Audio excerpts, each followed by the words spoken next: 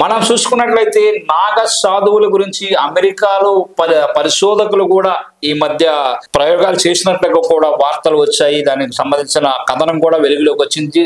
So ఇది నిజమేనంటారా? దీనిపై మీ అభిప్రాయం?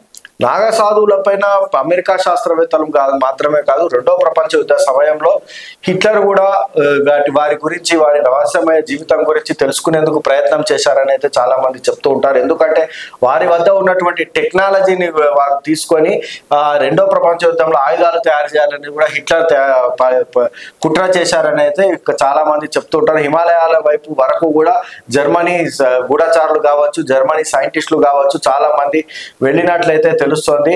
నాగ సాధువుల వద్ద ఉన్నటువంటి టెక్నాలజీ ఏదైతే ఉందో, ప్రస్తుతం అందుబాటులో ఉన్నటువంటి మిసైల్స్ కావచ్చు, అదే విధంగా ఆటం బాంబులు కావచ్చు, అణుబాంబులు కావచ్చు, వాటన్నిటిని మించిన టెక్నాలజీ వారి వద్ద ఉందని అయితే చాలా మంది చెప్తూ ఉంటారు.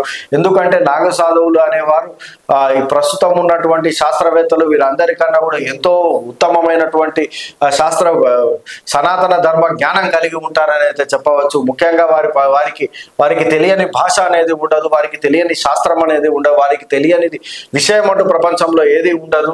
నాగ సాధువులు సాక్షాత్తు పరమశివుడి స్వరూపంగా మనం భావిస్తూ ఉంటారు. పరమశివుడే వారిలో ఉండి మనకు భూమి మీద ఈ ధరిత్రిని రక్షిస్తున్నట్టయితే మనం స్పష్టంగా ఇక్కడ మనం చెప్పుకునే పరిస్థితి అయితే ఉంది. అయితే అమెరికా సైంటిస్టులు జరిపినటువంటి ఈ పరిశోధనల్లో నాగ సాధువుల గురించి అయితే చాలా విషయాలు అయితే బయటపడే ప్రయత్నం చేసినప్పటికీ కూడా అవి ఏవి కూడా సఫలం కాలేదంటే స్పష్టంగా చెప్పవచ్చు.